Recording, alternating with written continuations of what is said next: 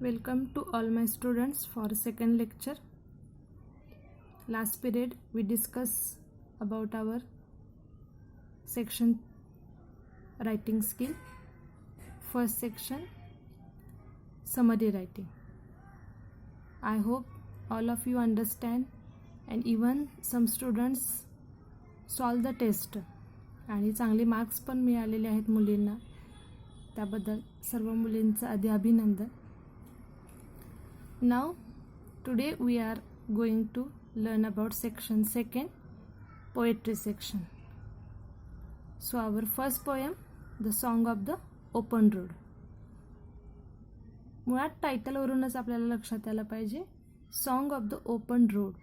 Road, but how the road is open. Open means free, means आपल्याला तो road पूर्णपणे स्वातंत्र्य देणार आहे. मग त्याचं आपण गाणं गाणार आहोत. So song of the open road. Walt Whitman या अमेरिकन रायटरची ही पोएम आहे. Firstly we introduce about the ice breakers. In that icebreaker there are 4 questions. First question about when we travel or when we journey from one place to another place, which mode we use, means airways, waterways, railways or roadways.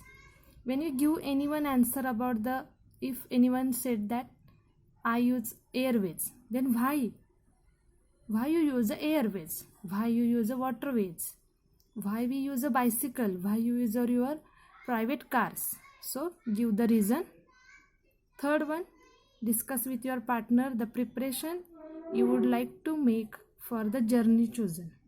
Now when you travel one place to another place, that time you choose one place that is a natural atmosphere or a religious atmosphere.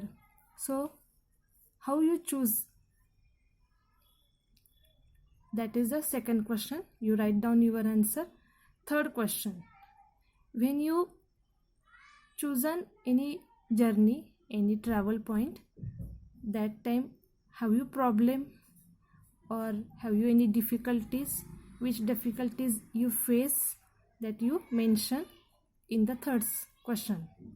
Now fourth one, have you observed some certain rules for traveling or the journey, idea of the journey? Without any restriction you can write down your own answer. Now these are the icebreakers, means you knows that we have some ways we travel, some our favorite places. का आपण प्रवास करतो, प्रवास करताना कोणती काळजी घ्यायला पाहिजे, कोणत्या पद्धतीने प्रवास करतो, प्रवास करताना काही आपण प्लॅनिंग करतो का, काही रूल्स असतात का, असू शकतात. रूल्स वेगवेगळे असू शकतात. प्रवास कोणाबरोबर करायचा, किती वेळ करायचा, कोणत्या पद्धतीने करायचा. These are the ice breakers. Now about the poet Walt Whitman. He was an American poet, essayist and journalist. 1890 to 1892, that was his period. He was an American poet, essayist and journalist. Whitman is among the most influential poets in the American canon and is often called the father of the free verse. Now, what everyone called to Walt Whitman? The father of free verse. And last year we discussed the free verse, Mukta Chand, means there is no any burden for you write the poem, means you must be write the rhyming schemes, you must be write the rhyming pairs, you have a different types of stanzas, you have a complete 2 or 3 lines each and every stanza. No, there are no any rules. That is called as a free verse. He grew up in a Huntington in a family with difficult economic status. His major work, Leaves of Grass, was published in July 1855. And now this poem, Song of the Open Road, also taken from the Leaves of the Grass. His O Captain, My Captain, a poem written on the death of Abraham Lincoln, is widely popular. Now this is the introduction paragraph about the Walt Whitman. Now about our Song of the Open Road. The section 1 of Song of the Open Road from Leaves of Grass is a beautiful blend of self-awareness. स्वतःला alert करायचं आहे, aware करायचं आहे, free will and tenderness of heart. आपल्या मनाला पूर्ण स्वातंत्र्य द्यायचं आहे. It gives us poet's realization that along the journey of the life one will face a test of wisdom which is not tested in any school or university. What we realize about our life, about our education, how we realize. There is no any exam about realization or understanding about our life. So Walt Whitman यांचं असं म्हणणं आहे की daily रुटीनमधूनच आपल्याला realise होते की what is the life. It gives us poets realization that along the journey of life one will face a test of wisdom which is not tested in any school or university. A road is something everyone uses, whether rich or poor, and it forces all level of people to associate it with one another. The road signifies mobility. One can take the road as a point to start over towards something new. Whitman talks about the people and places. He argues against staying in one place for too long, although the hospitality may be true. So Walt Whitman यांचं असं म्हणणं आहे की road is same for everyone else, for rich, for poor, for small, for big, for orphan, for with parents, whatever. A person who travel from that road, he is the same for everyone else. Now we start the poem, Song of the Open Road. Now road is a metaphor. Okay, this is a रूपक अलंकार वापरलेला आहे की जो indirectly आपल्याला road कशाशी compare करतो, आपल्याला पुअर, रिच, स्मॉल. रोड हा आपल्याला ओपन रोड आहे, means it gives us a freedom. Now let's start the poem song of the open road.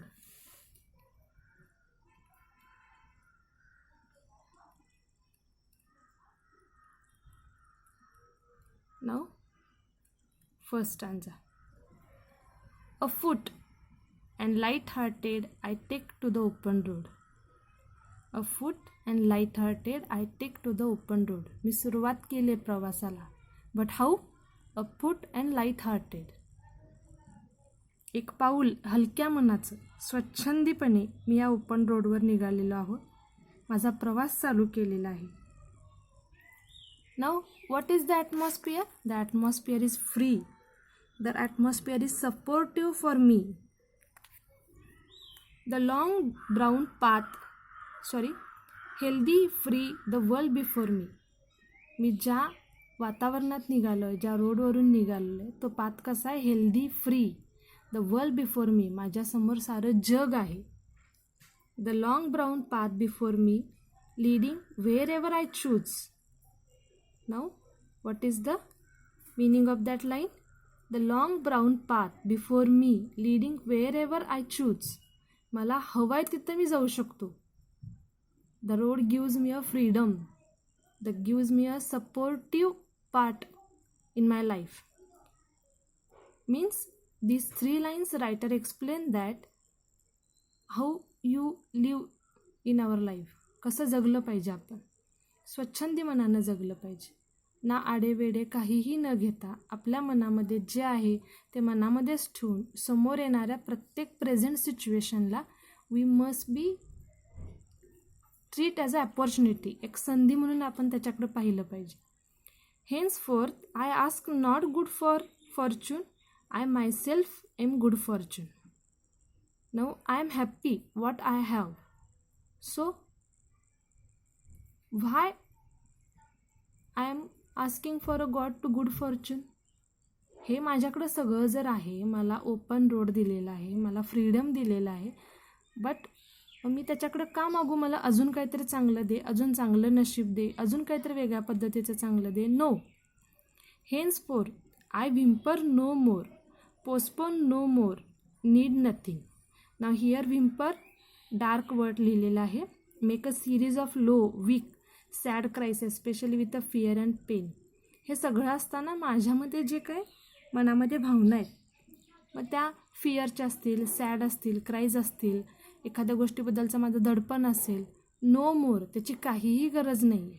ते सगळं आपण मनातच ठेवून पुढं कॅरी ऑन करायचं आहे, पुढं चालू राहायचं आहे. Done with indoor complaints, libraries, querulous criticism. Querulous criticism म्हणजे complaining showing that one is irritated. प्रत्येकाच्या लाईफमध्ये स्ट्रगल हा असतोच. No one is perfect person. कोणीही परिपूर्ण नाही आहे. कोणीही असं म्हणू शकत नाही की आज माझ्याकडं ज्या भावना आहेत त्या निगेटिव्हच्या आहेत, किंवा ज्या माझ्याकडं आज काय निगेटिव्ह मूड माझ्याकडं आहे, तो especially for because of that person, because of those person. No, आपण कुणालाही ब्लेम करू शकत नाही आहे. So next, strong and content I travel the open road, the earth that is sufficient. हे सगळं आहे माझ्याकडं. माझ्याकडं क्रायसिस आहेत, क्वारल आहे, फिअर आहे, पण ते सगळं सोडून मी स्वतःला स्ट्रॉंग केलं आहे, स्वतः स्ट्रॉंग झालो आहे. आणि माझ्यासमोर जे काय आहे दॅट अर्थ मीन्स वसुंधरा, हे नॅचरल ॲटमॉस्फिअर, माझ्या आजूबाजूला असणारी जी काही साधन संपत्ती आहे, that is sufficient for me to going on. पुढे चालू जायला मला ते प्रगतीपथावर नेण्यासाठी मला ते फारच समाधानकारक वाटते. सो माझ्या लाईफमधला अप्स डाऊन्स मी इथं डोक्यात घेत नाही. I always forget about that and I just remember one thing, that I have a open road which is a very clear for me, which is a free for me, which gives me a liberty, which gives me a freedom of my life. हा एक भाग आहे की ज्याच्यामध्ये रायटरनं, पोएटनं explain केलेलं आहे how we treat as a life. आपण लाईफबद्दल ट्रीट कसं केलं पाहिजे. नाव नेक्स्ट. नाव हा भाग आता एक वेगळा झाला. I do not want to the constellations any nearer. इथं कन्स्टेलेशनचा अर्थ काय आहे? Influential group of a people or fate or destiny. म्हणजे आपण म्हणतो ना ग्रह तारे, माझ्या पत्रिकेमधले ग्रह तारे काहीतरी विचित्र झालेले आहेत त्यामुळे मला त्रास होतो. सो नो, तो म्हणतो की मला याची काही गरज नाही आहे. What I have, I am very happy with them. I know they are very well where they are. पण ज्यांचे ग्रह तारे चांगले आहेत असं मला वाटते ते त्यांच्याजवळ आहेत ज्यांना त्याची गरज आहे. काय लक्षात येते बघा, माझ्याजवळ आत्ता ते नाही आहेत because I don't want it. But ते आत्ता ज्यांच्याजवळ आहेत, गुड फॉर्च्यून असेल किंवा गुड लक असेल, ते त्यांना खरंच गरजेचं आहे म्हणून ते त्यांच्याजवळ आहे. I know they suffice for those who belong to them. आणि म्हणून ते सफिस मीन्स वॉट, त्यांच्याजवळच ते असायला पाहिजे म्हणून ते तिथं आहेत. आणि माझ्याकडे त्याची गरज नाही आहे त्यामुळं मला ते नको आहेत. Means I am satisfy in my life what I have. Now पोएटनं ब्रॅकेटमध्ये खालच्या 4 ओळी लिहिलेल्या आहेत. त्याचा अर्थ हा पूर्णपणे डिफरंट आहे. वरचा एक भाग आणि हा या 4 लाईनचा एक भाग असं मिळून ही poem song of the open road आहे. Now let's the start about the bracket line. Still here I carry my old delicious burdens. मी जरी समाधानी असलो तरी माझ्या लाईफमध्ये पण काही बर्डन्स आहेत. बट हिथं बर्डन कसं म्हटलेलं आहे मुलींनो? Delicious.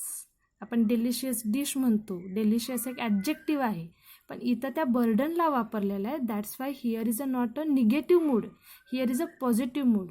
Delicious burden means family, supportive members, society, these are the. Here is a use we paradox, कारण विरोधाभास आहे आपल्याकडं हा.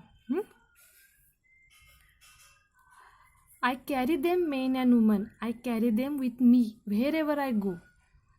आणि मी त्या माझ्या बर्डन्सला, डेलिशियस बर्डन्सला, with my society, with my family, I always carry them. मी त्यांच्याबरोबरच असतो. I carry them with me wherever I go.